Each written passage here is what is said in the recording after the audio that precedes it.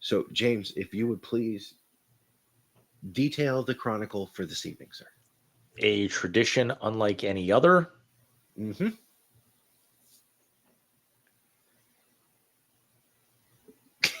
He's such a stupid fuck.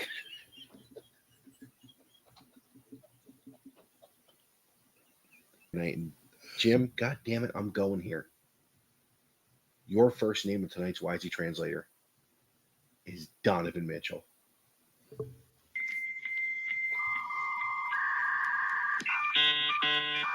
I mean, he's a bounce kid. It's, I still can't get over, the facial that he threw down, late in the fourth quarter. But unlike anywhere else that he's played before, including the last 2 years here, he's the one that's getting most of the rub, but he's not the one that makes them go. This is different this year. This is I will say this, and I will take this.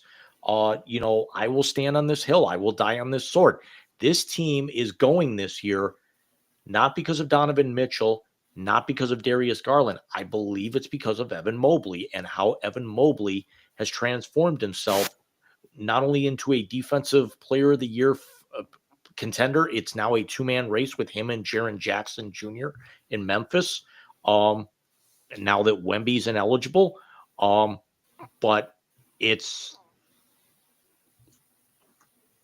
not like what he had in Utah, and it's certainly not what he had the first 2 years under JB.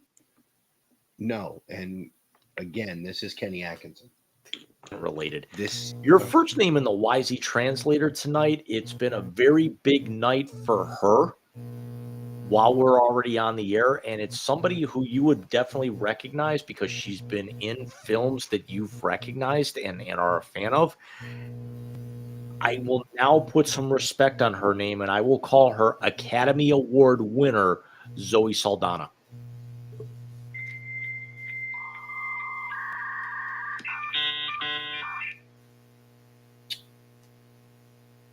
You know what? She plays a hell of a painted chick no matter what movie she's in.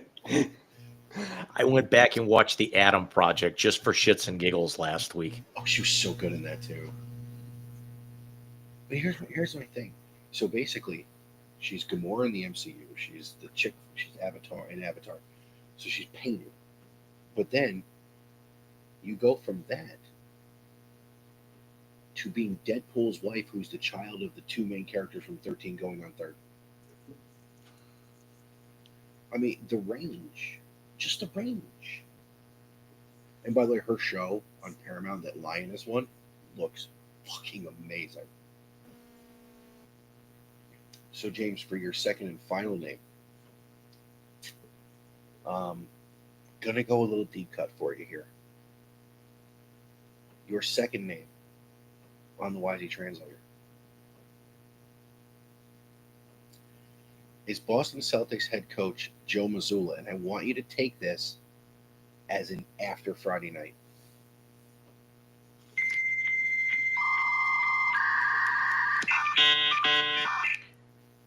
Still a top 5 coach in the NBA.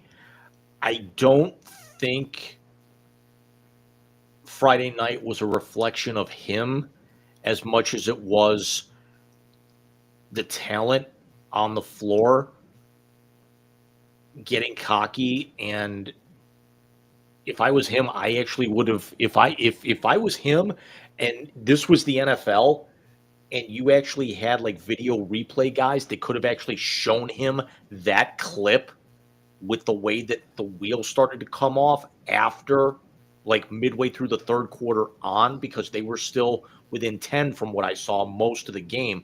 But when it started to get into single digits and it was only 5 or 6 here where the Cavs would jump out in front and back, I don't care if he's the best player in the world or not, arguably, not named Shai Gilgeous-Alexander.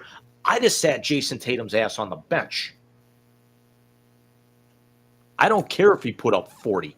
You basically put bulletin board material Not, in the and middle you of the didn't even have to wait a week for you didn't have to wait the next day for the press clippings to come out so you can tack them up on the board. You did it at halftime where they probably had it rolling on YouTube in the locker room.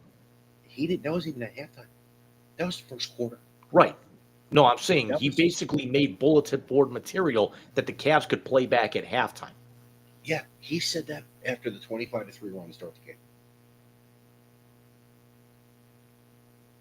No, Jason, you get the fuck out of here. Hurry up.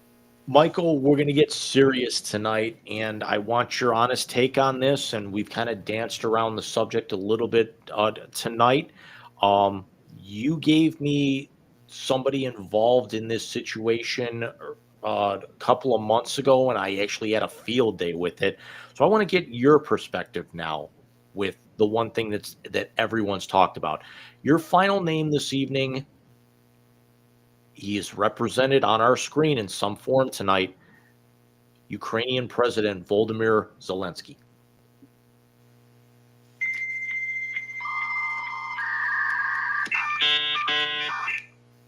If you look up patriotism in the dictionary,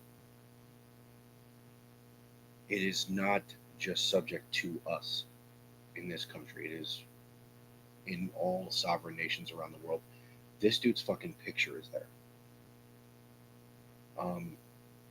He is the son or the grandson, or maybe great grandson, of people who fought Nazis, Jewish people who fought Nazis. It's him. And it was I think it was his grandfather or great grandfather, the only one who lived out of the four brothers who volunteered to fight in World War II. He has stood up to a power greater than his own, and he has held his own, taking mass losses, and he won't give up. So I got one of these. I'm not built for that kind of service, so I will not take shots at people who put themselves in that kind of line of fire, other than egomaniacs who are just fucking douchebags. I played you the clip before we went live on air, and I think Joe from Jersey summed it up pretty well. She hit the nail right on the head. This is fucking embarrassing.